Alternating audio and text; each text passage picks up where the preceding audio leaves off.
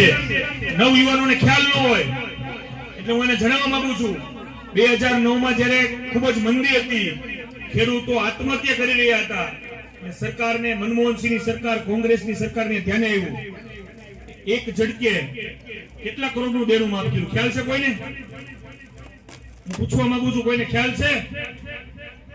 એક ઝટકે 72,000 કરોડનું દેણું માફ કર્યું. આ સરકાર આપણે લાવવાની છે. આ તો આપણું કઈક 5,000 નો ટેક્સ બાકી હોય તો ઢોલ લઈને સીલ મારી દેશ, મારી દેશ કેમ મારી દેતા? હું આપને વચન આપું છું, કોંગ્રેસની સત્તા હતા 2013 પછીના કોઈ પણ લેણા માફી છે ને એનું સંપૂર્ણ વ્યાજ માફી આપશે.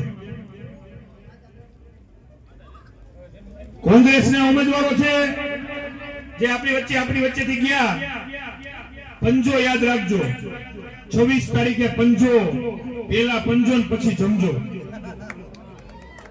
હું તમારી પાસે એક દીકરા તરીકે અમારા કુંભારવાડા વોર્ડના પ્રમુખ એવા રાઘવભાઈ ભાદાણી, આ વિસ્તારમાં જ જેમને ઘણા વર્ષો પહેલા નેતૃત્વ કર્યું છે એવા અમારા કોર્પોરેટર એવા જેતુનબેન, બેનશ્રી અમારે ઉમેદવાર એવા હેતલબા, યુવાન એડવોકેટ અને જે ખૂબ જ લડાયક મિજાજ ધરાવે છે એવા ભાઈ કિશનભાઈ મેર, એવા જ અમારા સાથીઓના વિસ્તારમાં તમે 2005માં જેમને આશીર્વાદ આપ્યા હતા એવા અરવિંદભાઈ પરમાર, અમારા અશ્વિનભાઈ ડાયમા, મારા સાથી અને યુવાન જે સિહોર વિરોધ પક્ષમાં ખૂબ જ ગજાવે છે અત્યારે અને સિહોરના લોકો માટે ખૂબ જ લડાયક છે એવા જયરાજભાઈ મોરી, ભાવનગર શહેર કોંગ્રેસના પ્રવક્તા ભાઈ કિશોરભાઈ કંટારિયા, ભાઈ અમારે ભરતભાઈ ચૌહાણ, અમારે કાનાભાઈ મહાદેવપુરા તથા ઉપસ્થિત ભાઈ અશરફભાઈ, સૌ આગેવાનો.